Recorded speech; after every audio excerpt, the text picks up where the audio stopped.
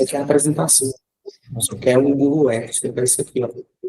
Esse aqui, só tem esse aqui para mostrar. Peraí, agora volta aqui.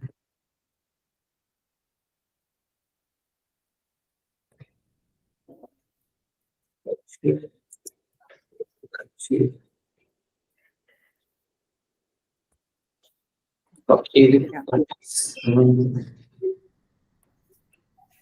não aceita compartilhar. Quando ele vai compartilhar, fica piscando. Está piscando aí para vocês, doutora? Não. Não. Compartilhando, velho. É só nós aqui, só você tem que ficar desse jeito. Só para nós que já tá. Mas vocês estão conseguindo ver alguma coisa? O mapa. O mapa, né? Isso. Bem dividido. Bem dividido. Coloca essa imagem lá naquela televisão. Coloca para lá, Gilson. Essa aí. Se perder para apresentar. Não, bem aí. Deixa bem aí só. Espera aí.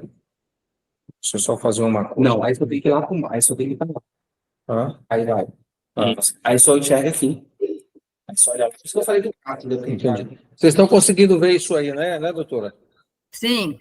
Fazenda Bang, Fazenda Palmeiras. Isso. Ótimo. Então é isso que eu quero mostrar para vocês. Agora não vai ser.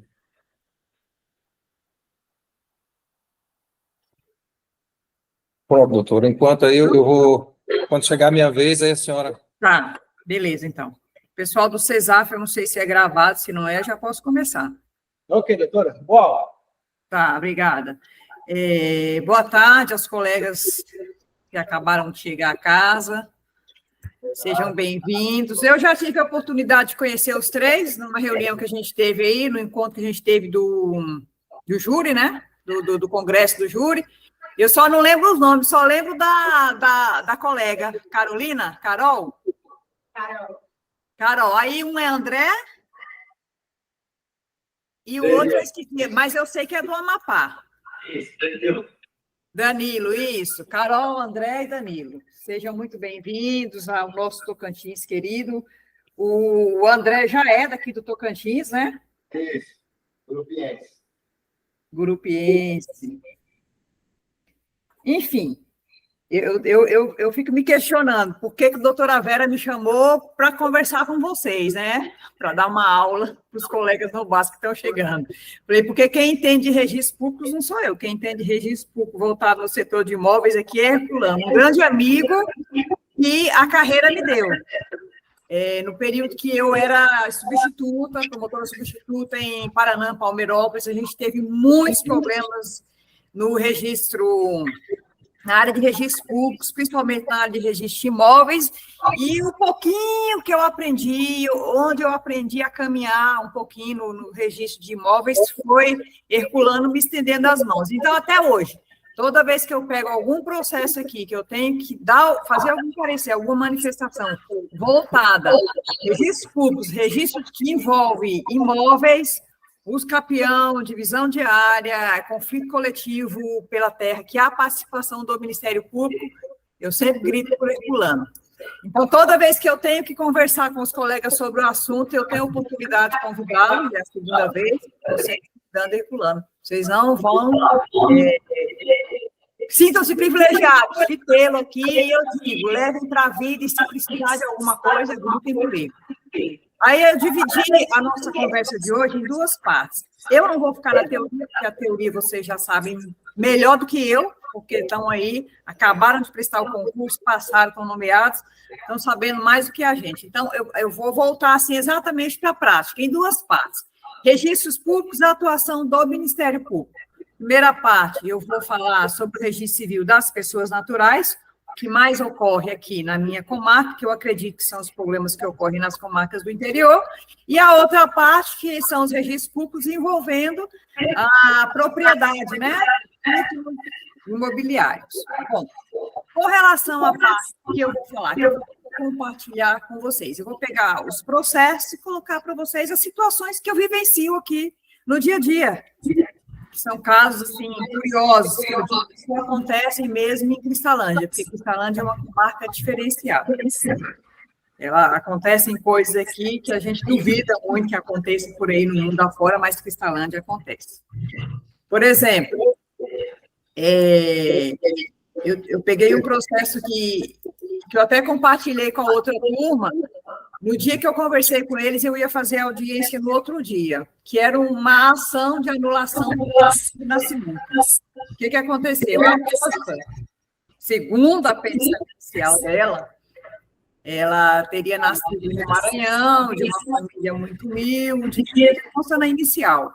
E lá um casal convidou para que ela viesse para o Tocantins, ela veio para o Tocantins, segundo ela, sem documento nenhum, e foi criada na nossa região, na cidadezinha aqui de Nova Rosalândia, e, por fim, quando ela cresceu, ela disse que daí pelas redes sociais, a vida localizou a família dela de origem. Só que aqui eu não sei como a família que estava com ela conseguiu emitir uma nova certidão de nascimento em que ela se chamava Eduarda.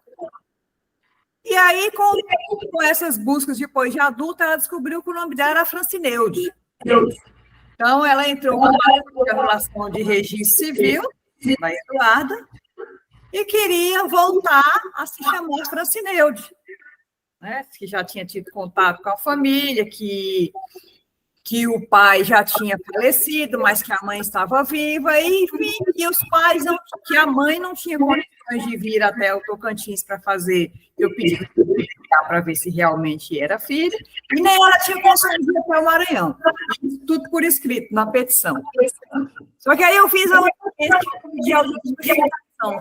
para a gente ouvir, e eu queria que ela tivesse a respeito dessa história.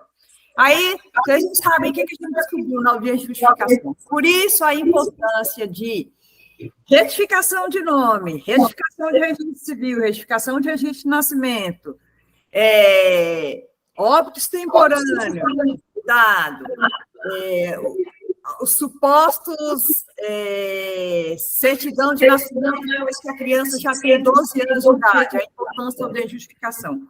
Quando chegou na audiência de justificação, a gente conversando com ela, o juiz falou com a palavra do Ministério Público, aí eu comecei a conversar. Vocês sabem o que ela me contou?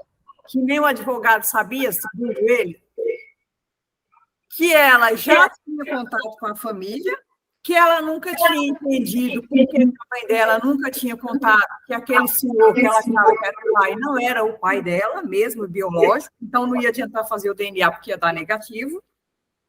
E que um irmão dela, biológico, já estava morando com ela em Nova Rosalândia, na casa, e que ela tinha contato com a família toda esse tempo inteiro, então que não ia adiantar fazer exame de DNA, não, e nem ouvir testemunhas, não, que ela queria, na verdade, era pegar de novo a certidão de nascimento dela como Francineuda. Aí o advogado parou, mas a senhora não me contou nada disso. Falei, e agora? Aí o juiz falou para ela, dona Francineuda, dona Eduarda, é melhor você ficar quieto, quanto mais a senhora fala, mais problema a gente vai ter aqui. Vamos ver qual é o foco da ação. O foco da ação, a senhora quer voltar a ser Francineuda. Pedir para fazer o levantamento de todas as certidões de antecedentes criminais. Vamos ver se essa Francineuda realmente não é uma outra irmã que ela tem, com esse nome, que talvez tenha ido a óbito e ela está querendo ocupar o lugar da irmã, não se sabe. Isso aí que nós pedimos, não é, para levantar todas as certidões aí de todos os estados, para ver se não tem ninguém com esse nome por aí, se ela não está querendo se passar por outra pessoa. Porque, diante de um caso desse, nós não sabemos nem realmente se Eduarda realmente agora é Eduarda e se Francineuda realmente existiu, ou se existe, ou se não é alguma outra irmã dela que veio a óbito. Então, são casos que a gente vai pegando dentro da Comarca que não existe, assim, uma linha de raciocínio correta. A gente pede uma audiência de justificação, chega na audiência de justificação que você ouve a própria parte interessada, às vezes tem informação que nem para o advogado a parte não passou. Nós tivemos aqui, e tenho ainda, né, em tramitação, uma ação de registro de nascimento extemporâneo. Esse senhor, ele está com quase 80 anos de idade, nunca teve, segundo ele, nenhum documento. E aí pede para que seja expedida a certidão de nascimento, para que ele possa depois tirar carteira de identidade, CPF, tudo para poder entrar com o pedido de aquele benefício de prestação continuada da Previdência Social, porque sempre morou aí nas fazendas, inclusive quem está fazendo o pedido é um dos donos da fazenda lá em que ele mora. Chegou o caso, e para a gente também, o que nós fizemos? Nós pedimos para levantar em todas as unidades da federação, se não há, na Polícia Civil, se não há nenhum registro dessa pessoa, que é a identificação civil, através da identificação da datiloscópio. E aí, com esse pedido de buscas, veio a informação para a gente que há o chamado AFIS da Polícia Federal, que é um banco de dados, né, da Polícia Federal, que ele tem todos os dados biométricos, impressões digitais e fotografias de todas as pessoas. Então, veio os dados da Polícia Federal para a gente, que já engloba todas as unidades da federação, e consta que realmente ele nunca teve nenhuma certidão de nascimento, não teve nenhum documento civil. Com aquelas impressões digitais, nunca teve nenhuma identificação civil. A partir dessa informação da Polícia Federal, nós nos manifestamos essa semana nesse processo, é um processo recente que ainda estão tramitando, com o seguinte parecer. Ele diz que o nome dos pais, ele fala o nome do pai e da mãe. Nós não temos certeza se realmente aquelas pessoas são os pais dele. E aí? Porque não tem nenhum documento, nunca foi registrado, nunca teve nada, o que a gente vai fazer? Então, nós chegamos, quando eu digo nós, é porque eu não trabalho sem equipe, viu, gente? Os analistas são fundamentais na nossa vida, fundamentais. Então, sentado com os analistas, a gente chegou à seguinte conclusão. Vamos pedir a produção de prova para que ele faça produção de provas a respeito dessa filiação que ele diz existir, que ele coloca lá o nome do pai e da mãe, ou, se na produção de provas ele não conseguir comprovar que realmente aqueles são os pais dele, que eu acho que não vai conseguir comprovar, porque onde é que vai arrumar testemunha para comprovar tal fato? Nós vamos pedir já o julgamento do feito de acordo com o provimento que tem no Conselho Nacional de Justiça, o provimento número 28, que diz que a pessoa pode ter a emissão dos seus documentos, com o nome que ela adotou para ela, mas sem o registro da filiação, sem o nome dos pais. Então, depois dessa audiência, que nós vamos fazer para ver se comprova essa filiação, porque não vai comprovar. Quem que ele vai trazer nessa idade? Uma pessoa que sempre morou sozinha nas fazendas. Nós vamos pedir para ele ter certidão de nascimento só com o nome dele, sem filiação. Vai ser a forma que há essa possibilidade para que ele possa tirar os demais documentos e dar entrada no seu benefício. Vamos lá. Eu não sei se vocês estão conseguindo acompanhar o raciocínio. Se tiver alguma colocação, eu agradeço. Eu acho extremamente importante. Vocês estão aí mais novos, né? Estão por dentro da jurisprudência, por dentro da lei, se quiser colocar alguma ideia. Inclusive, me dá alguma sugestão nas audiências, que esses que eu estou colocando para vocês estão todos em andamento ainda. Então, coisa que a gente está aí trabalhando no dia a dia, são recentíssimos, o que eu tenho aqui dentro de gabinete para trabalhar, que eu achei mais assim, interessante se discutir, compartilhando com os colegas. Eu tenho um outro caso aqui, que a mãe, vê aqui, é o seguinte, a mãe se chamava Daiane. E aí ela fez aquele tratamento para mudança de sexo. Se tornou homem. Então, ela deixou de ser Daiane e tornou-se Dan. Está em andamento também. Como é ele agora, né? Como ele se tornou Dan, ele entrou com uma ação de retificação, estou lendo aqui, ó, ação de retificação de registro civil, que ela tinha uma filha, na época, casada, aí como se tornou homem agora, é o Dan, entrou com uma ação de retificação de registro civil da filhinha, que tem 5 anos de idade, para que o nome dela fosse retificado na certidão de nascimento da criança, que de mãe, Daiane, passasse a ser Dan, e a criança passasse a ter 2 pais, excluísse a mãe, o nome da mãe, da certidão.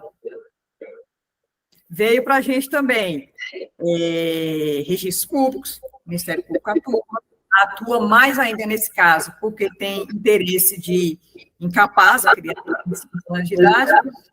Foi que nós pedimos inicialmente aqui, a petição inicial veio, o juiz fez o juízo de admissibilidade ao Ministério Público. Nós lemos, o que a gente fez? Ela não juntou a prova dentro do pedido dela de retificação de registro civil de que realmente ela tenha feito essa mudança de sexo. Então, com muito cuidado, a gente tem que escrever, porque é um tema muito delicado, dizendo que ela comprove, né, junto o documento de que demonstra que ela mudou o nome, porque os documentos dela saíram com outro nome, e o cartório de registro civil, lá onde foi feita essa mudança, que envie para a gente, né, ela mesma, conseguir o cartório e juntar dentro do processo, primeiro, essa mudança, de que realmente ela mudou de nome e tudo. Porque os documentos que ela junta lá já são os documentos com nome masculino, CPF, RG, tudo. Mas a gente não tem certeza que realmente ela era Daiane, só com a certidão de nascimento da criança. Então, é preciso que o cartório de registro civil das pessoas naturais nos informe que realmente houve essa mudança em razão de uma sentença judicial, né, que determinou que ela mudasse de nome lá. E que, inclusive, agora essa mudança de pré-nome pode ser feita diretamente no cartório, sem necessidade de acionar a via judicial. Há um provimento também do CNJ nesse sentido. Então, depois que nós tivermos esses documentos que realmente mostram que houve a mudança de sexo e houve a mudança de nome, nós vamos concordar com a modificação na certidão de nascimento da criança. Aí eu comecei a questionar aqui com a equipe, meu Deus do céu, como é que vai ficar a cabeça dessa criança depois? Porque antes ela tinha um pai e uma mãe na certidão de nascimento. Depois que sair o nosso parecer, que o juiz der a sentença, vai ficar 2 pais, né, na certidão de nascimento. Fugiu a imagem. Vocês conseguem me ver do lado de lá? Sim. Certo. Bom, esse também é um caso que eu acho assim, extremamente interessante, que apareceu aqui na nossa comarca.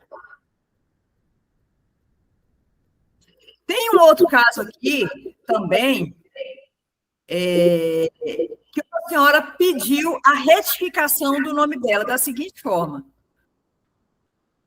casada, ficou casada há uns 20 anos, depois ficou viúva, eu acho que deve ter uns 5 anos já, que o marido faleceu. E agora, depois de 5 anos que o marido faleceu, ela está pedindo a exclusão do nome de casada. Nós paramos também aqui com o caso. Essa inicial entrou, que está bem recente, nós estamos com ela aqui na mão pensando. O que será que ela está pedindo, essa exclusão do nome de casada depois que ficou viúva? Será que perdeu os vínculos matrimoniais? Ou será que tem algum negócio aí na praça, algum problema com compra e venda de imóveis, retificação de área? A gente não sabe. Eu digo, senhores, porque depois nós vamos trabalhar a segunda parte aqui, que é a parte dos registros imobiliários, aí vocês vão ver qual é a importância de ter toda a documentação e ter o nome todo correto. Então, nós estamos aqui pensando, nós ao Ministério Público não é dado interferir, nós sabemos, nas relações privadas, assim, em que não há interesse coletivo. Mas é um caso a se pensar, depois que está viúva há mais de 5 anos, quer tirar o sobrenome de casamento, qual seria o interesse? O que tem por trás disso daí? Além de pedir a certidão de antecedentes criminais, nós vamos pensar em alguma coisa na área civil, na área de registro de imóveis, com relação ao direito de algum credor, que também não é a atuação do Ministério Público, mas a gente pode pensar em uma fraude, em alguma coisa. Qual o interesse? Vocês conseguem pensar junto comigo? Alguém tem alguma ideia para me dar nesse caso? Porque qual o sentido que tem você querer excluir o nome do marido depois de tantos anos de casado, depois de tantos anos de viuvez?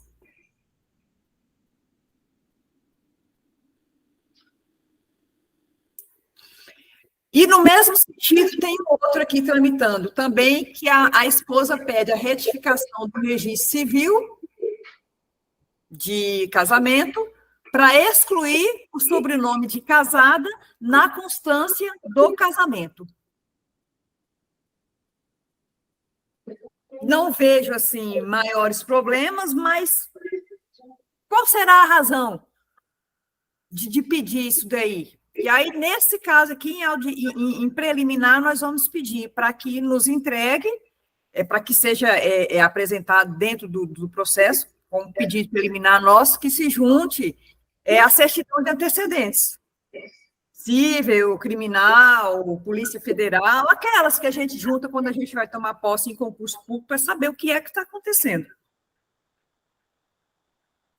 Enfim, a respeito do registro civil, eu coloquei aqui para vocês, assim, o que eu achei de mais interessante dentro da comarca, que é o que nós vamos mais encontrar no dia a dia, que é pedido de retificação de nome, e de vez em quando umas coisas assim diferentes, como foi o caso dessa pessoa que teve a mudança de sexo, essa viúva aí há vários anos que quer tirar o sobrenome do marido, significativa, e tem outras coisas interessantes também. Não sei se vocês sabem aqui, nós pegamos a Lagoa da Confusão, Ilha do Bananal, grande parte das aldeias indígenas fazem parte aqui da minha circunscrição. O que aparece muito aqui?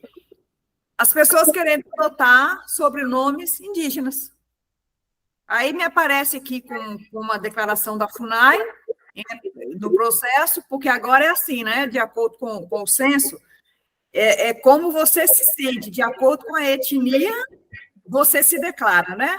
Preto, negro, branco, pardo, indígena. Aí eu acho que as pessoas estão se sentindo indígenas e querem adotar o sobrenome indígena. E me aparece só com uma certidão da FUNAI dizendo que mora na aldeia e adota os costumes e está por lá. A gente também costuma pedir audiência de justificação, porque eu acho que é por causa das garantias que os indígenas têm, de alguns benefícios, aí eles começam a vir aqui. Tem uns que vêm aqui, Maria da Silva, e aí quer virar Maria da Silva Craô Canela. Aí não tem como. Geralmente também a gente pede para marcar o dia de justificação e aprofundar, porque eles não contam nada, só falam que estão morando na aldeia, e que é neto do bisneto, do tataraneto do índio, e que tem ascendência indígena, e que tem direito ao sobrenome, e quer assumir. Então, também é um caso que a gente para pensar e questiona-se. Enfim, registros públicos. Não há uma linha de raciocínio assim para a gente dizer, entrou, faz isso, isso. Não. O principal é a gente se atentar para o que coloca. Se tiver a oportunidade de fazer uma audiência de justificação, faça uma audiência de justificação, porque nessa audiência de justificação, você ouvindo as partes, sabendo fazer as perguntas corretas, as pessoas caem em contradição e acabam colocando qual é o seu real interesse com aquilo ali, e a gente vai caminhando para tentar chegar numa solução para o caso concreto.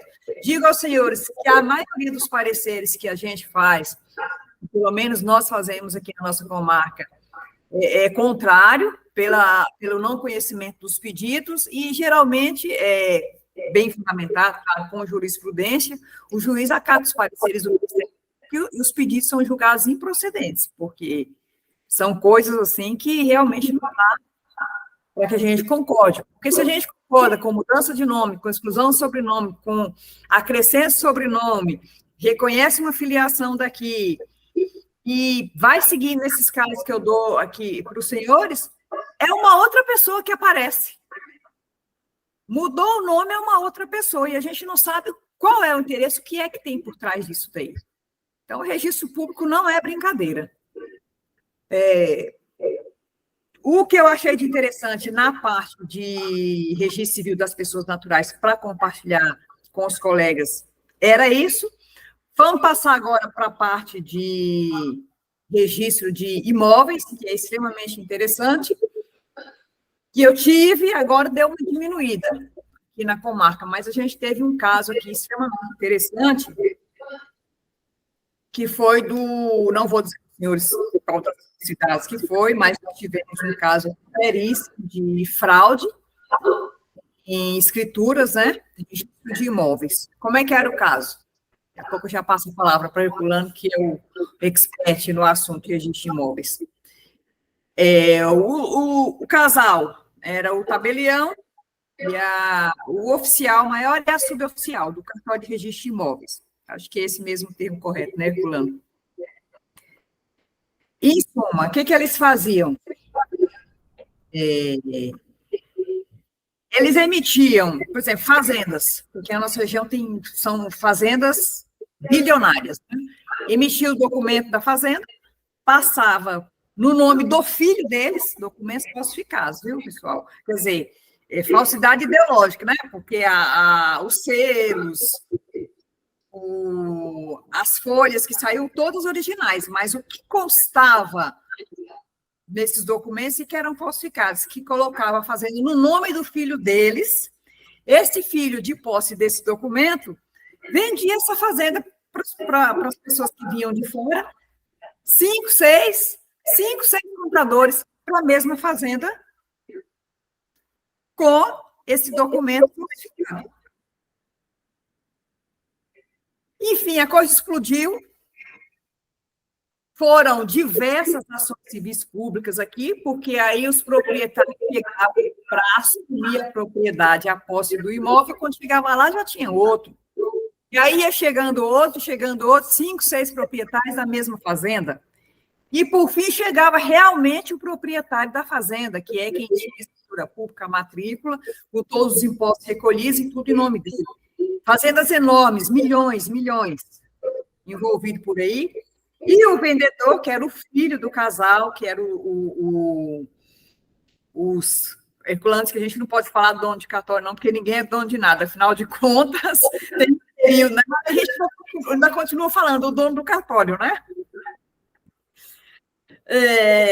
Os oficiais do cartório, graças a Deus, senhores, que foi antes dessa mudança aí, nessa lei de improbidade administrativa, perderam o cargo, mas as heranças continuam. Nós estamos aqui ainda com as ações correndo, principalmente as ações de dano, né, que foram provocados valores altíssimos. Ontem mesmo nós trabalhamos numa impugnação do cumprimento de sentença, que ele foi condenado, nenhum desses processos causou um prejuízo de mais de 1 milhão para os cofres públicos. Aí houve impugnação dizendo que não, que na época ele ganhava apenas um salário mínimo e que o juiz não poderia ter aplicado essa multa civil, esse valor, para chegar a 1 milhão. Enfim, nós oferecemos ontem lá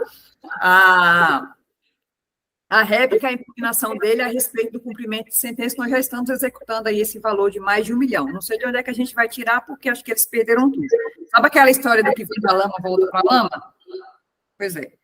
Foram milhões e milhões que ganharam aí com essas vendas de fazenda, com esses documentos aí falsificados, e, por fim, estão sem nada, sem o cargo, sem nada, mas ainda andam pelas ruas da cidade dizendo que tem certeza e que tem fé em Deus que um dia eles vão voltar para o cartório que é deles.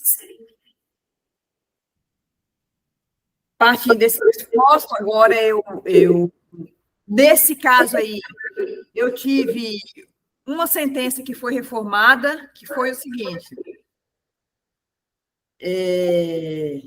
ele, numa das suas impugnações, ele falou que a assinatura que constava lá na escritura que foi lavrada não era dele, o oficial maior. Estava o nome do filho lá como proprietário da fazenda, mas ainda teve a cara de pau de dizer que aquela assinatura não era dele. O juiz não mandou fazer o exame grafotécnico. Como o juiz não mandou fazer o exame grafotécnico, e como havia vários processos, e em todos restou comprovado que realmente ele falsificava essas matrículas, as escrituras e tudo, O juiz, nesse aí, deu a sentença final, condenando, julgando o nosso pedido inicial como procedente. Aí ele recorreu que o juiz não tinha deferido essa prova grafotécnica, o tribunal anulou a sentença, mandou voltar para que se realizasse a perícia grafotécnica. Desceu agora, vai ser realizada a perícia grafotécnica. Pelo menos foi um só, né? Imagina se anula as outras e o infeliz volta para o cartório, pelo amor de Deus. Em suma, então, cuidado, que a perícia, a prova grafotécnica, ela é imprescindível. Pediu, não deixem que o feito seja julgado sem que essa prova seja realizada, ainda que consigam fazer prova do pedido inicial com todos os outros documentos. A pedido de prova grafotécnica, aguardem fazer, observem se realmente foi feito, para não acontecer isso. Eu vou passar para os senhores agora aqui com o Herculano, porque o período que eu estive entre Paraná e Palmeirópolis, nós tivemos, por isso que ele foi nomeado interventor do TJ, lá no cartório de registro de imóveis de Paraná, por conta de sobreposição de escritura pública, que é o mesmo caso que eu enfrentei aqui na minha comarca, por esses vários casos em que houve a perda do cargo pelo oficial aqui e sua esposa, que nós estamos aí agora tentando, né, pelo menos pegar as reparações dos danos que foram causados, vai ficar aí escrito em dívida pública, porque não vai ter de onde tirar esse dinheiro, não. Mas, enfim, foram condenados e perderam o cargo. Para a gente já é uma grande vitória. Porque brincar com o dinheiro público, brincar com o patrimônio público, brincar com o cartório de registro de imóveis e desviar tanto dinheiro de tanta gente, não tem explicação, é uma coisa assim que... Eu digo assim, é melhor não falar para vocês gravado, né? Pessoalmente eu digo para vocês qual é a minha opinião pessoal a respeito de uma pessoa que faz um negócio desse. Quem tudo na vida teve toda a oportunidade, não tem explicação para fazer certas coisas. Porque todo mundo sabe o valor do salário de um oficial maior. Gente, obrigada pela atenção. Estou abertas a críticas, sugestões, a ideias aí dos casos que eu coloquei para os senhores. Estão todos aqui em andamento. Se quiserem trocar ideia, quiserem me dar alguma sugestão, eu aceito. E passo a palavra aqui agora para o Herculano. Digo para vocês, explorem, porque em registro de imóveis, aí, se tiver algum problema, pode gritar por ele. Boa tarde a todos. Boa tarde, doutora Janete. Para mim é uma honra estar aqui com vocês. Eu não sou merecedor de tantas palavras honrosas e bondosas da doutora Janete aí, mas é uma amiga que a gente admira, que a gente tem um carinho muito grande por ela e um trabalho exemplar diante do Ministério Público que ela teve em Paraná, e é uma situação única. Aos doutores André, Danilo e doutora Carol, os nossos parabéns, as nossas congratulações, desejamos sucesso e muito êxito no exercício da profissão honrosa, que é a de fiscal das leis, e de buscar sempre a tutela do interesse público, né? Como a doutora acabou de citar um exemplo que ela está vivenciando na cidade de Cristalândia, nós estamos com um caso similar, com uma sentença ainda não publicada de uma ação civil pública, em que o oficial do cartório de registro de imóveis criou-se duas matrículas, uma de 400 alqueires e a outra de 900 alqueires. Você imagina, num valor de R$50 mil o alqueires, e vendeu para as empresas em Goiânia. Quando as empresas vieram, eles não tinham propriedade, não tinha nada, simplesmente foram matrículas criadas, geradas de uma forma fraudulenta, onde não se pode permitir, porque o tabelião registrador, ele é um guardião do patrimônio da sociedade. E, diante disso, ele tem uma responsabilidade muito grande em preservar, ali com integridade, os registros públicos, porque subentende que aquilo que está no folho real, ele tem que ter a mesma situação fática lá na realidade, no imóvel. Nós não podemos ter em uma matrícula 50 hectares, e lá no imóvel nós temos 500. É uma disparidade muito grande. Nós não podemos ter uma matrícula com 50 alqueires, como tem esses em vários cartórios, você vai encontrar da região, e quando vai medir ela lá, ela tem 5 alqueires. Quer dizer, isso tudo tem que ser ajustado, e o guardião de se ajustar isso é o registrador. O oficial registrador diligente, eu sempre tenho pregoado isso, que quando o registrador ele é diligente, nós não temos conflitos no campo, nós não temos ações na justiça envolvendo esses equívocos de cartório, e nós vivemos uma paz social plena. Eu posso falar isso categoricamente, afirmando para vocês como eu assumi a titularidade do cartório de Conceição do Tocantins.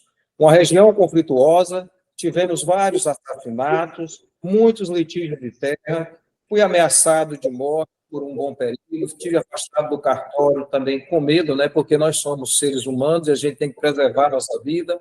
E hoje te digo, nós vivemos uma paz social plena na serventia notarial registral de Conceição do Tocantins. Eu, como vice-presidente da Associação dos Notários e Registradores do Estado do Tocantins, e como faço parte também de uma comissão nacional de PQTAs e algumas outras premiações de cartórios a nível de Brasil, eu, quando falo isso, os colegas se sentem todos abismados, porque hoje nós não temos em Conceição do Tocantins nenhuma ação na justiça envolvendo quaisquer imóveis aqui no nosso município. E não era assim há 15 anos atrás, há 20 anos atrás. Herculano, o que você fez para que isso acontecesse? Eu comecei a aprender a usar, todos vocês conhecem essa plataforma Google Earth, onde nós temos ali o planeta Terra dentro de uma plataforma. Eu vou aproximar aqui para vocês. Nós estamos aqui no município de Conceição do Tocantins. Vocês estão conseguindo ver aí? Estou aproximando aqui.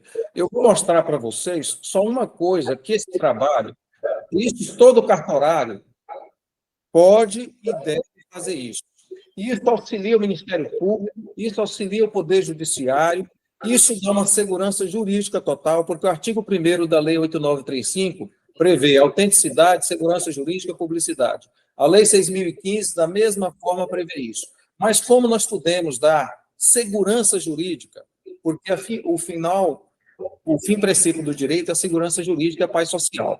Como nós podemos alcançar isso se nós não temos a segurança jurídica? E para que nós tenhamos essa segurança jurídica na prática, de fato, se faz necessário que os cartórios andem na frente da malandragem. Eu vou mostrar para vocês, antes de mostrar isso aqui em Conceição, eu assumi uma intervenção na cidade de Arraias no ano de 2015. E eu vou mostrar para vocês a situação de Arraias, que é similar. Isso aqui eu reservo ao direito de estar aqui com vocês e mostrar isso, porque na época eu era o titular de Arraias, respondendo como interventor judicial. Estão conseguindo ver essa imagem dessa setinha aqui? Vocês estão conseguindo ver essas imagens? Um amarelo mais claro, um amarelo mais escuro? Sim. Sim. Fazenda Bonito, matrícula 703. Veja bem, nós temos no estado de Tocantins, hoje as coisas mudaram. Isso era em 2015. Essa realidade que estou passando para vocês é para que vocês conheçam. Falam assim, o doutor está falando só coisa que acontece na teoria do processo. Eu estou te mostrando na prática o que existe dentro do sistema registral. Nós temos aqui esse mapa, está vendo aqui a lupa, esse mapa grande, um amarelo mais claro? Esse é um loteamento criado no estado de Tocantins pelo Itertins. Observe o tamanho desse loteamento de Arraias.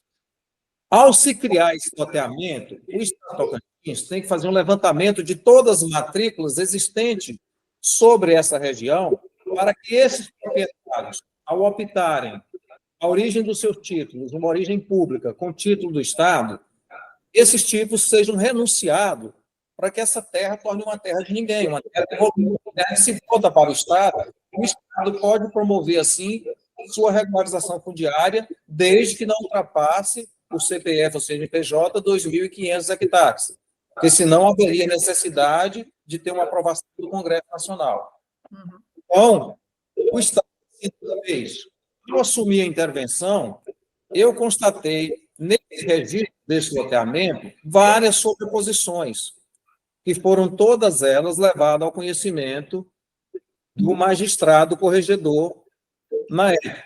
Só uma observação, Herculano, só esclarecer para eles o que é a sobreposição, e vocês podem ficar pasmados, mas em tudo isso daí, quando a ação é judicializada, o Ministério Público atua. Agora vocês conseguem imaginar nós, promotores de justiça, com um monte de mapa na mão, um monte de matrícula na mão, que já aconteceu comigo? E eu tive que pedir socorro para Herculano, e ainda acontece até hoje aqui na minha região, que há muito conflito nessa área, que a gente olha assim, não, mas isso é coisa de tabelião, de oficial, de cartório de registro de imóveis. Não é.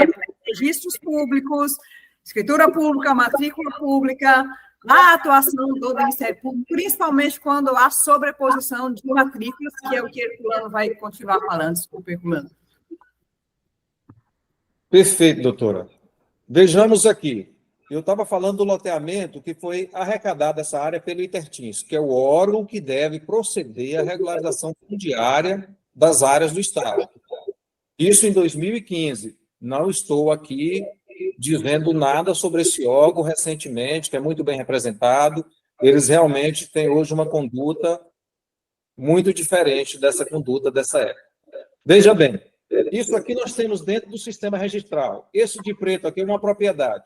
Veja que essa propriedade, ela entra bem aqui em cima de outra propriedade. Aqui é uma sobreposição. Se você imaginar aqui jogando, isso aqui vai dar 20 e 30 alqueires. Se nós colocarmos a 50 mil reais, é R$1 milhão. Essa propriedade aqui de branco, onde tem esse quadrinho, eu pedi para tirar os números das matrículas para não ferir a ninguém. Essa matrícula, está vendo que ela está sobrepondo a verde também? Veja que ela sobrepõe aquele loteamento do Intertins amarelo por baixo. Então, veja bem, existe uma sobreposição, duas sobreposição, três sobreposição de um mesmo imóvel. Observa que essa outra aqui também, ela faz a mesma coisa. Agora, pasmem. Pasmem o que eu vou mostrar para vocês aqui agora. Vocês já viram fazenda com essa planta? Um triângulo? Se vocês observar o que tem por baixo, morro, serra. Vamos mais para frente um pouquinho. Bem aqui. Essa outra, olha as sobreposições.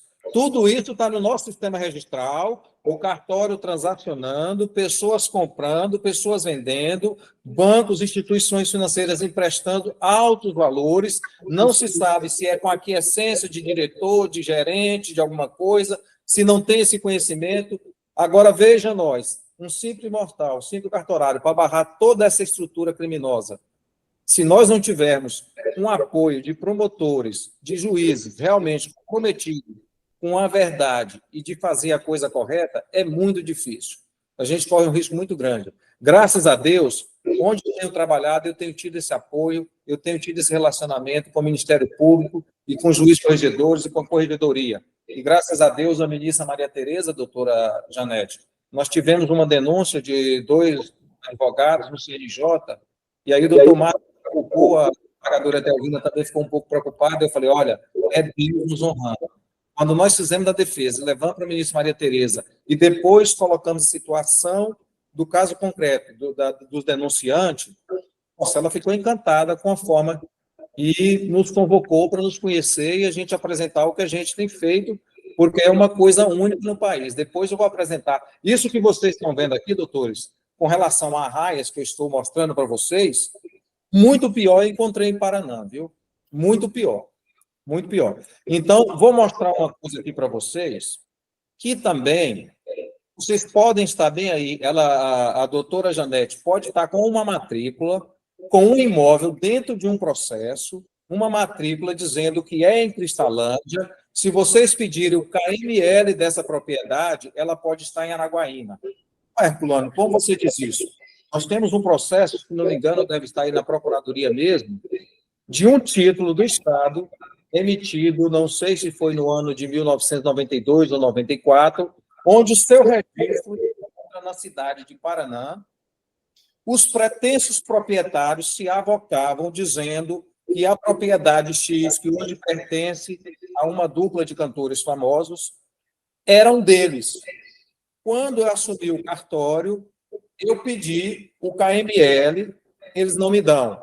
Mas o provimento 45 do CNJ, no artigo 8º, na letra M, permitiu que os interventores interinos e até os titulares de cartório possam contratar engenheiros para que possam fazer a regularização fundiária e dar essa assessoria técnica aos cartorários. Porque nós conhecemos a situação jurídica do imóvel, mas a situação técnica, quem conhece, é o profissional da área habilitado. Nós pegamos esse profissional, doutores, e pasmem, esse título registrado em Paraná, ele está localizado em Araguaína, sobrepondo a uma outra propriedade, a uma outra matrícula. Como isso aconteceu? Quem tinha interesse nisso?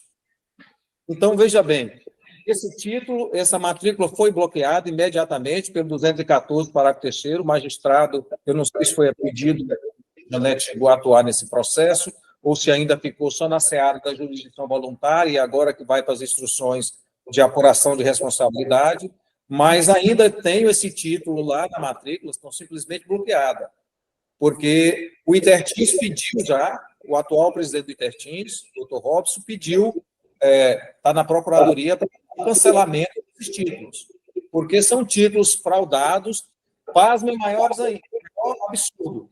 Dentro do Intertins não tem nada desses títulos. Absolutamente nada. Quando você pega o número do título, quando você pega a referência, vai dar esse título de Araguaína.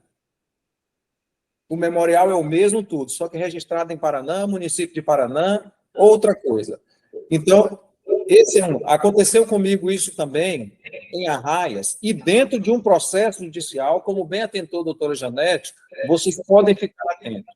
Ao assumir a intervenção de Arraias, eu constatei nesse processo aqui, ó. Eu trouxe aqui, fiz questão de trazer isso aqui, porque hoje eu estou em Paraná como interventor, e eu fiz questão de trazer esse processo para vocês tomarem conhecimento. Uma situação que ocorreu. Estão vendo essa seta aqui? Conseguem ver? Essa fazenda aqui? Estão conseguindo ver essa sobreposição? Sim. Doutores, essa fazenda era objeto de uma discussão judicial na comarca de Arraias. O doutor Eduardo, antes de... Olha só, já em fase de sentença.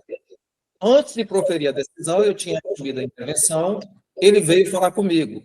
Eu falei, excelência, o senhor poderia pedir o KML da área? Se o senhor não quisesse pedir, me passa o número da matrícula, que eu vou pedir fazer um levantamento para o senhor, para a gente saber a situação realmente real desse imóvel.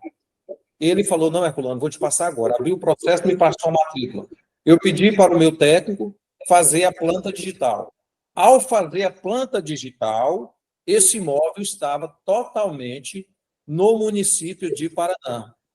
Então, não era competência dele para julgar esse assunto. Ele declinou, mediante disso, o processo, e o doutor Márcio Soares foi a sentença depois desse processo. Então, veja bem, como essa fragilidade documental deixa todos nós fragilizados. Veja bem, uma matrícula na cidade de Arraias, olha o limite do município, esse azul aqui é o limite do município, registrada no cartório de registro de imóveis em Arraias, porém, a sua localidade é em Paraná. O que o Intertins poderia exigir uma planta do município de Paraná desse mesmo local, iria dizer que esse local não tem registro, iria dar uma certidão verdadeira, dizendo, olha, esse imóvel não tem registro.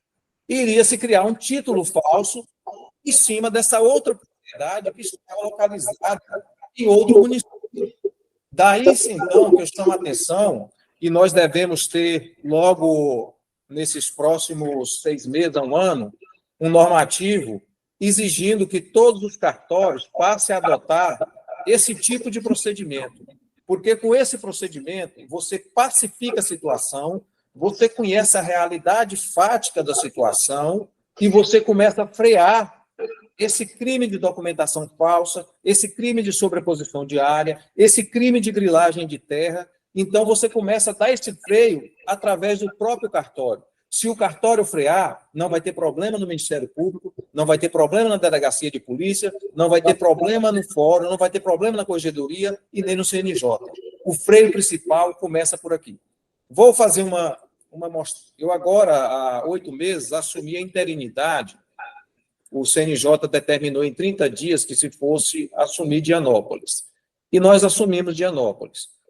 Pasmem também, porque em Dianópolis nós descobrimos também, através do uso desse método, o doutor Rodrigo, eu estou fazendo esse concurso agora, o doutor Rodrigo falou assim para mim, doutor, eu estou orando para fazer campanha de venha para cá, para me ver se... Porque agora, porque o senhor me mostrou aqui, eu vi que eu não vou ter paz.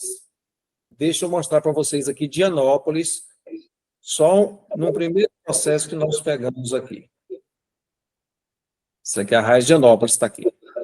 Eu vou mostrar para vocês, isso aqui é um loteamento em Dianópolis. Esse loteamento denomina-se Mombó Corrente. É um loteamento que fica a 10 quilômetros da cidade.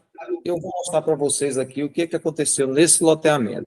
Esse loteamento, para vocês verem que essa dificuldade que nós temos, ela não vem só do Itertins. Esse loteamento aqui ele foi criado pelo IDAGO. É um loteamento antigo com mais de 50 anos. Isso é os títulos IDAGO que estão no registro imobiliário. Observe a sobreposição de um condomínio, isso aqui é o lote 133, aquele é o lote 61. Olha só, um título sobre o outro, que está sobrepondo ao outro, que está sobrepondo ao outro. Eu pedi ao Itertins, que hoje é responsável, para fazer um levantamento desse loteamento. Eu mandei as certidões de matrícula, o Itertins me deu um laudo que nesse loteamento existe uma falta de área de 650 hectares. Veja bem, o que aconteceu com esse proprietário? Ele adentrou com o georreferenciamento, ao saber da fragilidade documental dele, quando nós assumimos, ele foi registrar o gel dele. Ele foi fazer a retificação administrativa pelo 213 no cartório. Nós fizemos uma nota de exigência dizendo que este imóvel estava sobrepondo a outro imóvel que era vizinho. O que ele fez? Muito espertalhão. O que diz a lei? O que se deve fazer? Nós temos decisão recente agora da 3ª turma do STJ que diz que quando a situação... Eu até deixei isso aqui, ó. Quando encontra discrepâncias de áreas entre a realidade fática dos marcos divisórios do terreno e o que consta no registro imobiliário, a ação demarcatória é a única via adequada para solucionar o problema. Por quê? Perde-se proporcionalmente todos os lotes inseridos dentro desse condomínio.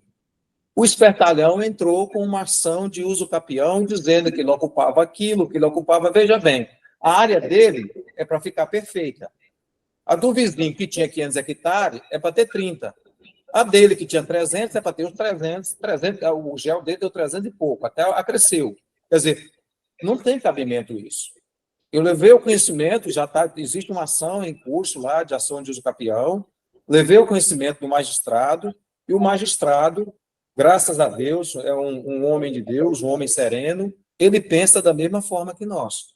Para a gente pacificar a situação, nós temos que adotar essa linha.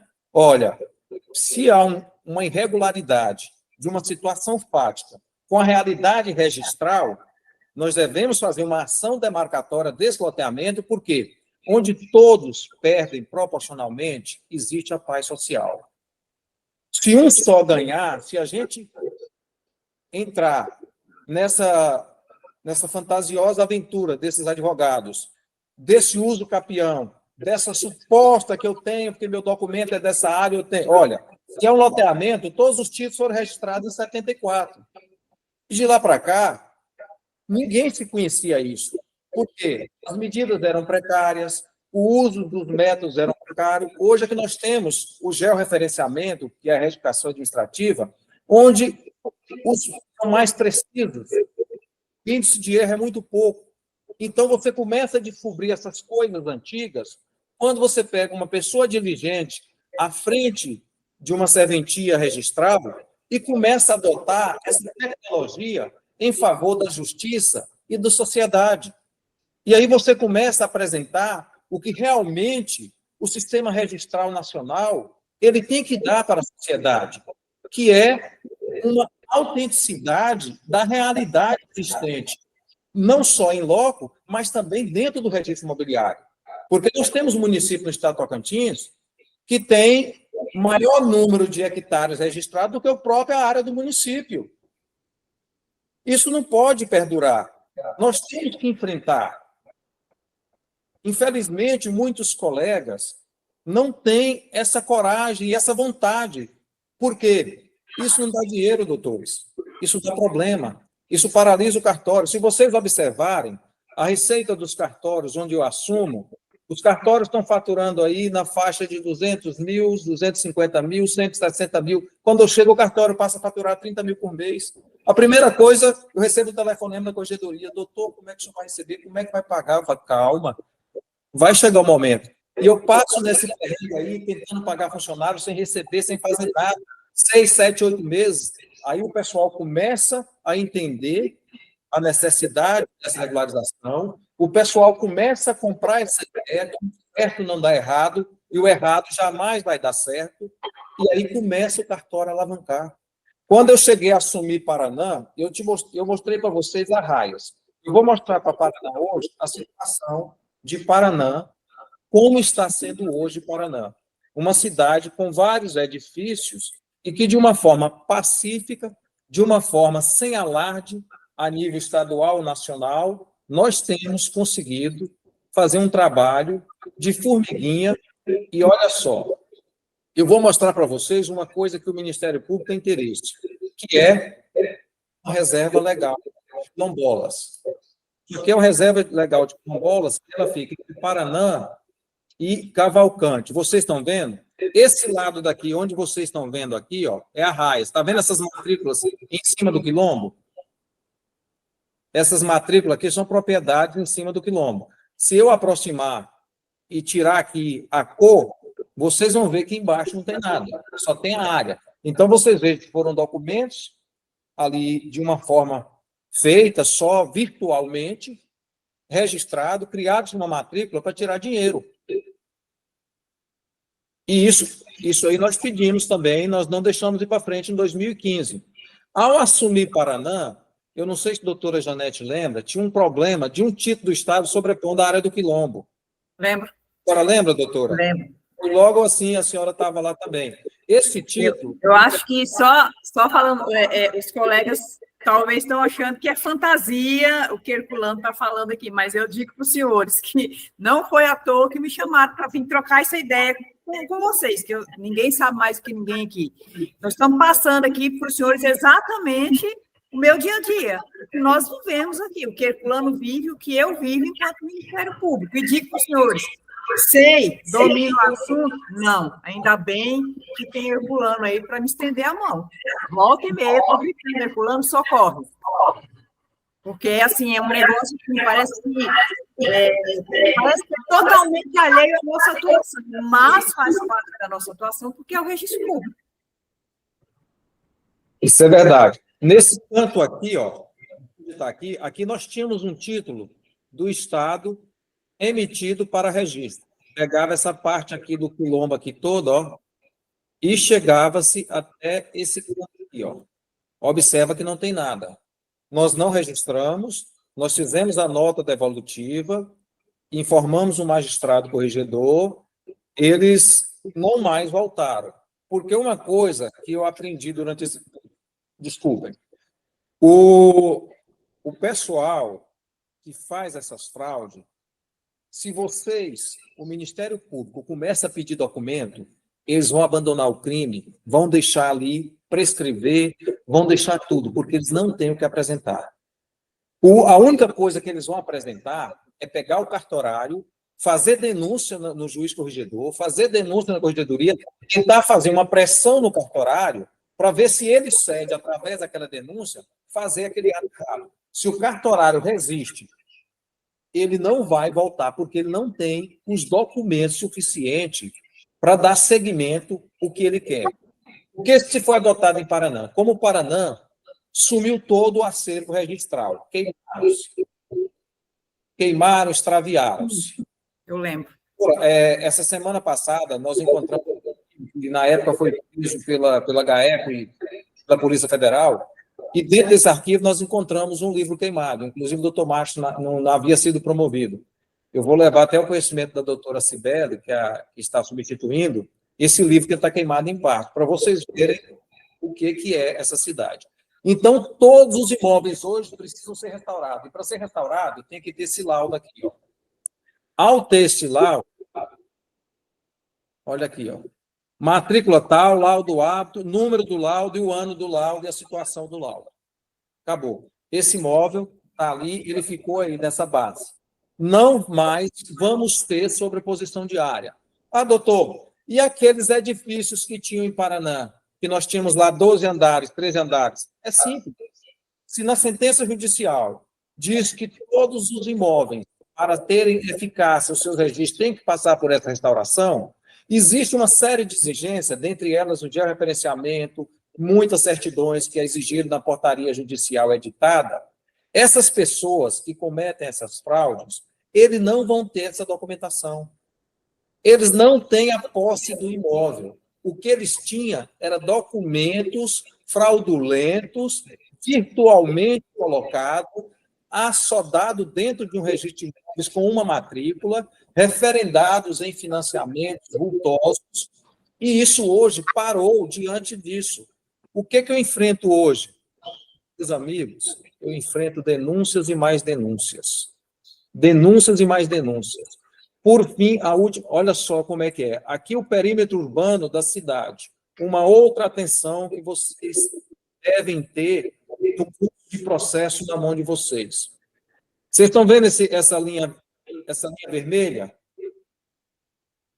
Essa linha vermelha que eu estou aqui, vocês estão vendo isso aqui? Isso é o perímetro urbano. Em cada cidade, você tem que ter o perímetro do título do Estado que é doado para que aquele título passe a ser daquela circunscrição imobiliária, daquela situação daquele município, e também temos uma lei, e essa lei municipal, ela cria-se o perímetro urbano. Dentro desse perímetro urbano, os imóveis têm que ser em metros quadrados com a anuência do município. Fora desse perímetro urbano, os imóveis têm que ter autorização do INCRA, passar pelo sistema dos imóveis rurais. Existem muitas pessoas que têm imóvel dentro do perímetro urbano. Olha uma chácara desse tamanho aqui. Imagina uma chácara dessa dentro da cidade de Paraná, quanto ela não vale. 12, 13, 14 alqueires. O cara vai fazer uma retificação administrativa dessa, custa R$20 mil, 20 mil, 18 mil reais. O que acontece? Porque é em metros. E aí cobra-se o valor de R$1 e pouco por metro quadrado. O cara tem 20 e tantos mil metros, 30 e tantos mil metros. Qual é o normal? O normal de todo cidadão, de todo ser humano, nós trabalhadores, é ter um lote de 360 metros quadrados, que você vai fazer uma retificação, custa 200 e poucos reais, custa 300 reais. É um lote de 700 metros quadrados até 1.000 metros. Mas o cara tem 20 mil metros, 30 mil metros, quando ele vai fazer a retificação, que ele cai nisso, o que ele faz? Ele pede ao RT dele que ateste que aquele imóvel é rural, porque sendo rural será medido em hectares vai dar menos de 250 hectares, multiplica por 12, cai aí para 700, 800, 900 reais. Isso nós descobrimos, eu acho que a corregedoria, eu não sei se foi na época que a desembargadora Telvina era corregedora, ela deu uma sentença em um caso concreto e com efeitos erga omnes para que fosse aplicado em todo o Estado. E isso aí deu um freio nessa malandragem, porque eles atacam de todas as frentes. Todos os metros eles atacam. Semana passada mesmo eu sofri uma denúncia, uma advogada teve na corregedoria presencialmente, denunciando o cartório de Paraná. Interesse pessoal. Qual é o interesse dela? tinha-se no cartório de Paraná protocolado um inventário onde as pessoas que eram beneficiárias estavam na UTI em um hospital, sendo representado por uma procuração pública. Ao adentrar, essas pessoas estavam vivas. Ao proceder o ato, eu solicitei que me desse um atestado de lucidez dessa pessoa, ou que o diretor do hospital me desse um atestado da capacidade dessa pessoa para proceder o ato. O rateiro falou, não, esse homem já faleceu, já tem aqui 2 dias. O cartório fez uma nota devolutiva informando da impossibilidade da conclusão desse inventário com esse ato procuratório, porque não preenchia os requisitos nem do Código de Normas nosso, que seria aquela procuração em causa própria, com aqueles outros benefícios que tem no Código Civil. O que ele fez? Esse advogado mais a outros? Foi me denunciar para o doutor Márcio. O doutor Márcio, simplesmente, na sentença dele, determinou que o cartório procedeu de forma correta. Como se não bastasse, ele fez uma juntada de coisas, porque uma coisa eu preciso revelar para vocês aqui, doutora Janete, e contar com a compreensão e o espírito público de todos vocês que trabalham na Justiça. O cartório de Paraná e cartórios nas situações similares ao de Paraná não tem condição de cumprir os prazos da Lei 6.015, que pela 14.2 se tornaram mais exíguos ainda. É impossível. Lá eram emitidos certidões onde se tinha, doutores, o registro 10, não o 9, o 8, o 7, o 6, só do registro 10. Como é que você restaura uma matrícula simplesmente com um registro? Quem acredita que o registro 9 seria uma indisponibilidade de bens? O 8 poderia ser um bloqueio judicial. O 7 poderia ser uma penhora. Então, você trabalha no escuro. Então, é um trabalho de formiguinha, você fazendo investigação o tempo todo desse documento. Olha, a matrícula, olha, vocês vejam aí nesse mapa que vocês estão vendo. Existe a matrícula 473, ela está isolada lá no mapa. Ela está sozinha. Quem me garante quem é a matrícula vizinha dela aqui? Quem me garante qual é a matrícula vizinha desse imóvel? Para que ele apresente um georreferenciamento dizendo que aqui é a matrícula 20, 30, qual é ela? O que garante? O sistema foi queimado. Então, durante os próximos 50 anos, cartórios nas situações de Paraná e muitos outros que têm esse sistema deficitário não têm condição de cumprir os prazos se quiserem fazer um trabalho correto, se quiserem dar segurança jurídica. Qual foi a denúncia essa semana contra mim na corregedoria? Desembargadora, o cartório de Paraná não cumpre os prazos. Perfeitamente, doutora. A senhora tem alguma coisa em papel? Não, doutora. Doutora, o cartório de Paraná, as notas de exigência e as notas devolutivas não são fundamentadas. Muito bem, doutora. A senhora tem uma nota devolutiva, uma nota de exigência? Não, doutora. Doutora, me diga uma coisa. A senhora, é o doutor Herculano que está lá? Falou, é. Doutora, como é que é o doutor Herculano? Olha, doutora, do doutor Herculano eu não tenho nada a dizer. O doutor Herculano é gente boa demais, conhece muito e é muito honesto. É honesto, honesto, honesto. Mas, doutora, então, por que a senhora está fazendo essa denúncia só com falar, você não trouxe uma prova, não trouxe nada? É, doutora, porque os funcionários deles são incompetentes, são isso, são aquilo. Veja bem, denúncias vazias, simplesmente com o intuito de nodoar um trabalho que tem sido reconhecido por toda a sociedade, de bem de Paraná, pelas autoridades ali constituídas, Poder Legislativo, Poder Executivo, Poder Judiciário, Corregedoria Geral de Justiça e até o CNJ.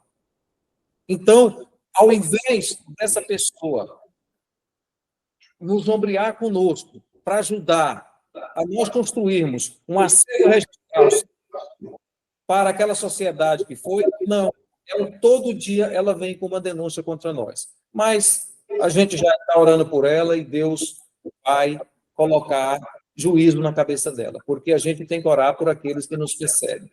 Então, doutores, essa situação que a doutora Janete falou, vocês vão se deparar em muito com essas grilagens, com essas preposições, com essas incompetências territoriais, vou chamar logo assim, porque não é competente, porque o imóvel está aqui, a matrícula está aqui, mas o imóvel é de outro município.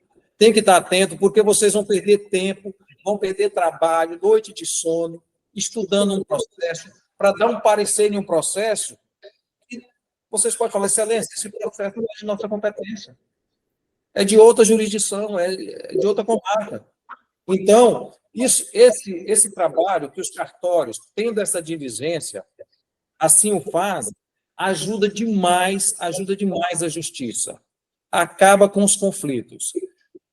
Esse trabalho que nós temos feito, eu vou mostrar mais um para vocês, na cidade de Taipas, do Tocantins. Eu estou te mostrando para vocês aqui 5 municípios do qual fui interventor. Em todos eles, eu encontrei muita coisa errada. Vou mostrar para vocês aqui esse de Taipas, que é só uma coisa pequena, onde eu achei sobreposição de título sobre título e um georreferenciamento sobrepondo as 5 propriedades. Se não fosse, falo isso, reafirmo, sem medo de errar. Se não fôssemos nós que estivéssemos lá, isso estaria registrado, e olha o caos na justiça. Vocês estão vendo essa propriedade aqui? Essa de um laranja mais claro é um título do Estado. Esse laranja mais escuro é um outro título do Estado emitido em 1990 e esse aqui emitido em 1992, sobrepondo a esse outro. Pasmem. E um georreferenciamento, porque hoje, o que é o georreferenciamento? O INCRA, para não levar fama e querer colocar no colo dos cartórios, eu falo muito com o Eliomar, e quando a gente tem reunião com o INCRA e com o Valdivogo, essa situação. O técnico simplesmente vai de frente a um computador e certifica ali a propriedade. O INCRA vai fazer análise posterior se o cartório registrar aquele documento ou não. Uma fragilidade para o cartorário que não é diligente. Para o que é diligente, isso não passa. Mas para quem não usa essas ferramentas tecnológicas, isso passa, induz o cartorário a erro, induz a justiça a erro, o juiz a erro, o Ministério Público a erro. Olha só o gel dele, sobrepondo várias propriedades. Essa linha rosa aí é o gel dele. Olha onde é que ele vem. Sobrepondo as 5 propriedades e aos 2 títulos. Doutor, qual é a área dele de fato? A área dele de fato é simplesmente só esse título aqui de cima. O que culminou essa denúncia minha, essa nota devolutiva? Culminou uma denúncia dele no juiz, na época o corregedor era o doutor Jossânia, que hoje é juiz em Gurupi, e o doutor Jossânia deu uma decisão com parecer, não sei se era o doutor Rodrigo, era o doutor... A senhora estava lá, doutora, como assessora nessa época? Não, né? Não. A senhora estava.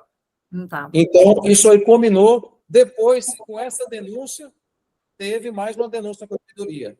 Então, hoje, quando chega a denúncia contra a gente da corregedoria, a desembargadora fala assim, ô, doutor, você não pôs para frente ou não, como é que dá? Por quê? A gente faz esse trabalho para ajudar a sociedade, para que os cartórios tenham segurança jurídica realmente, que está preconizado ali na Lei de Registro Público e na Lei dos Notários e Registradores, e para que o nosso sistema registral seja cada dia mais seguro, possa transmitir para a sociedade aquela segurança jurídica a qual ela paga e busca.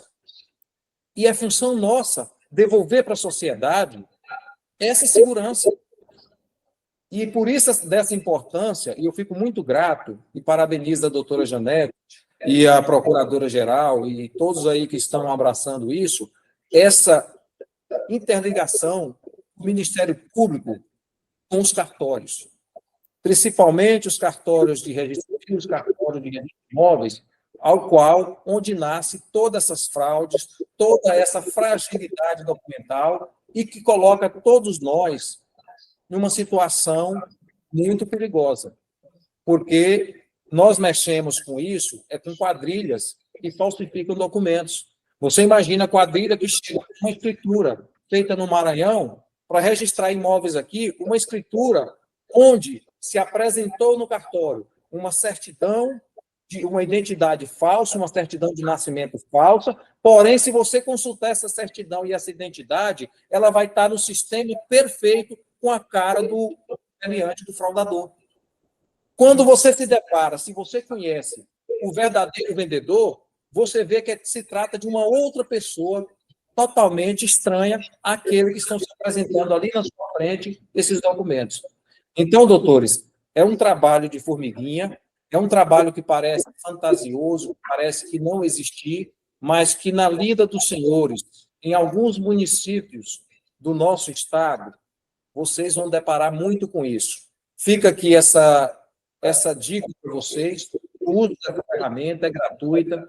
Eu estou trabalhando com o pessoal os 2 desenvolvedores aqui no estado, inclusive uma trabalha, eu não sei se hoje está até no MP aí, nós temos uma parceria de desenvolver essa ferramenta gratuita para a Justiça, para o Ministério Público, para todos os cartórios. Por quê? Porque os cartórios vão preencher para nós essa lacuna desses mapas, suas matrículas. Então, gratuito, e vai ser cobrado amanhã depois só do usuário que quiser usar centavos, mas só no intuito de nós termos isso aqui, porque a partir do momento que todos os cartórios utilizar essa ferramenta aqui que eu utilizo, nós não vamos ter conflitos agrários, a não ser subjetivo. O que é isso? É uma pessoa que é detentor de uma posse dentro de uma propriedade, de uma fazenda de alguém, e ali se acha com direito de ser proprietário, se acha com direito de ter aquela propriedade. Então, com essa subjetividade, ele vai entrar na justiça. Não é um problema de cartório e nem da propriedade. É um problema da pessoa, de achar que tem aquele direito e vai buscar o seu direito. Então, eu tenho certeza que se nós tivermos esse relacionamento, e a observação também aqui que eu quero mostrar muito para os senhores, é que todas as rodovias do Estado de Tocantins, elas foram desapropriadas, foram indenizadas ou recebidas, não sei, mas existe uma lei desapropriatória, existe uma faixa de domínio. Embora muitos não respeitem, mas juridicamente os cartórios têm que se atentar para isso. Observem Conceição do Tocantins, eu vou mostrar para vocês. Vocês estão vendo o asfalto? Vocês estão vendo que daqui para aqui vai dar 40 metros e daqui também 40 metros. Que é a faixa de domínio desapropriada pelo Estado. Hoje, em muitas rodovias, existem proprietários que estão plantando soja que metem uma cerca bem aqui, risco próprio e para os condutores. Mas dentro da certificação, da retificação administrativa, tem que se estar dessa forma. Essa faixa de domínio, aquela faixa lá da APP, tudo. A gente tem que ter essa observação para que a gente, cumprindo a legislação, a segurança jurídica, ela fica de uma forma que você não tem medo. Então, eu espero, agradeço a doutora Janete, fico muito honrado pelos convites, estou sempre à disposição. Agradeço a doutora Carol, doutor André, doutor Danilo, por nos ouvir nesses minutos. Estou à disposição de vocês, qualquer situações que vocês adentrarem no Estado, na profissão de vocês, é o nosso contato, que a gente puder ser útil, que a gente puder ajudar e auxiliar, nós estamos à disposição. A gente nunca se furta de estar ajudando ali no que for do nosso alcance. Muito obrigado. Só completando a fala do Herculano, vocês já tiveram aí a apresentação do pessoal da ouvidoria, né? Se alguém for para alguma comarca em que há muitas fazendas, muita plantação de soja, não tenham dúvidas que vocês vão receber denúncias aí dessa faixa da rodovia, como eu tenho várias aqui, viu? Que o pessoal invade aí a área de domínio, 40 ali, ó, 40 metros, e começam a plantar quase dentro da rodovia. Volta e meia chega uma denúncia aqui para mim. E aí eu estava aqui olhando, abri aqui no meu computador e tem aqui, parece fantasioso, olha o que chegou aqui para mim. Pedido de retificação administrativa de registro de georreferenciamento rural registrado sob a matrícula número tal no cartório de registro de imóveis de Cristalândia, em que o oficial interino encaminhou o procedimento administrativo ao Poder Judiciário acerca da decisão do fato após a impugnação de um dos confrontantes da área a ser retificada. O juiz recebeu e ao Ministério Público. Eu recebi, analisei aqui as matrículas, vi a impugnação do confrontante, liguei para o advogado, né? Olhei a lei de registros públicos, aí a gente viu aqui que para a resolução dos casos que vem do cartório de registro de imóveis, em que há impugnação dos confrontantes, nós temos 3 soluções. A decisão de plano pelo Poder Judiciário, a instrução sumária ou a remessa dos autos às vias ordinárias para discussão de fato acerca da propriedade. Diante disso, como houve impugnação ao pedido de uma das partes pelo confrontante, que foi que eu coloquei, que a parte fosse intimada através da sua defesa constituída, para que ele se manifestasse acerca da conversão do feito de jurisdição voluntária em jurisdição através do rito contencioso, para que se pudesse discutir, uma vez que houve impugnação da parte e o juiz não havia decidido de plano. Então, parece brincadeira, parece fantasia com essa sobreposição diária e georreferenciamento, matrícula falsificada, mas não é. É o nosso dia a dia e aparece. Então, o que a gente tinha que dividir com os senhores era isso, é o nosso dia a dia, a nossa prática. Como o Herculano já colocou, assim como ele, que é interventor, não apresentei antes, é interventor do Poder Judiciário do Estado do Tocantins, é um dos grandes oficiais do nosso Estado, graças a Deus, nosso Tocantins tem alguém, um profissional renomado como esse. Se precisarem de alguma coisa, eu estou à disposição, sei que o Fulano também está, e também estamos abertos a ouvir as sugestões dos senhores, os conhecimentos, que eu sei que tem bastante, então, vindo aí, estão estudando aí há anos para conseguir passar no concurso. Estamos aqui, abertos para o que vocês precisarem. A nossa participação com vocês era essa. Agradeço a atenção, o sono que deu, que parece um pouco cansativo, aí vocês podem pensar, a doutora Janete, colega, né, está ali delirando, ele está delirando, isso não acontece, mas acontece. Quando vem, aí o sono desaparece, viu? Eu deixei até no mapa aí, ó, a matrícula que está em Arraias, que ela é Iraguaçu, olha em cima de que ela é. Você vê que não tem uma casa, não tem um corrão, não tem nada, em cima de uma plantação de soja, ó. Essa matrícula está em Arraias, onde é que ela se cai? Quando você for caminhar? Em Araguaçu, Tocantins. Pois é. Entendeu?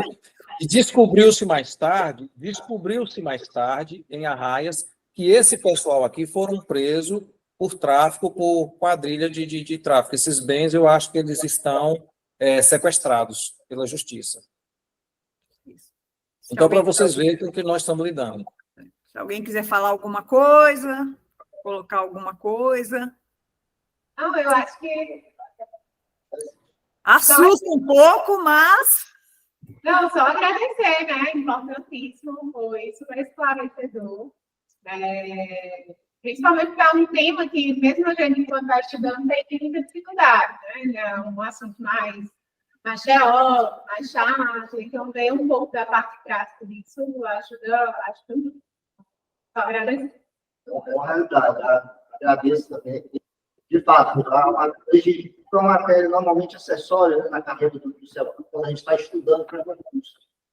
Mas é uma matéria que está imbricada com conflitos agrários na realidade do nosso Estado, uma certa estolagem, que a gente sabe que tem uma tradição, então existe uma certa dificuldade mesmo, uma certa perseguição, é um assunto espinhoso, sobretudo com a questão ambiental envolvida, dos fazendeiros. Sim. Quem é daqui ou quem já acabou de tempo sabe da nossa realidade em alguns pontos específicos. Né? Então, assim, essa apresentação inicial, realmente, da situação fática que nós vivemos aqui é super importante para a gente ter todo o conhecimento a respeito disso.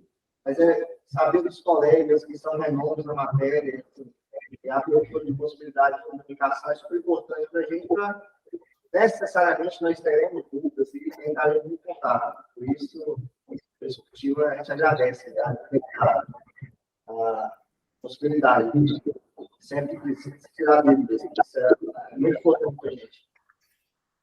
Igualmente, eu faço os colegas de agradecimento pelas contribuições do Dr. Fulano, do Dr. Janete. É um tema realmente espinhoso para nós. De fato, a gente tem um conhecimento teórico, mas na prática, manusear sistemas, conhecer a realidade, qual o melhor caminho para chegar a uma solução, certamente teremos muitas dúvidas e agradecemos a disponibilidade de ajudar nesse início de trajetória. Muito obrigado. Então é isso, pessoal. Boa sexta-feira, né? Amanhã é sábado, sabadão. Bom descanso para vocês. Sucesso na caminhada. Herculano, meu amigo. Nessa caminhada da gente de promotor de justiça, nós vamos colhendo algumas pérolas pelo caminho e a vida vai nos presenteando com algumas pessoas. E eu digo que a vida me presenteou com muitas pessoas, enquanto promotor de justiça. E uma dessas pessoas é o Fulano, que eu levo aí para a minha vida, e ainda vou dar muito trabalho para ele, se Deus quiser, porque eu não pretendo deixar a cadeira por tão cedo. Fulano, muito obrigada, viu? Doutora, sou muito grato pelas palavras. Que Deus abençoe sempre a senhora, ilumine o caminho da senhora, dos doutores aí que estão assumindo aí os seus postos, que o Senhor Jesus possa cada dia mais colocar os teus anjos ao redor de cada passo que vocês trilhar, cada parecer que vocês derem, que o Senhor possa estar ali protegendo vocês, que Deus no comando de tudo, vocês vão ver, tudo é mais fácil. Eu agradeço a Deus a oportunidade e a vocês a paciência por me ouvir. Amém. Até mais, boa tarde, tchau. Tchau, Fulano, um abraço grande. Obrigado, doutor, um abraço. Tchau.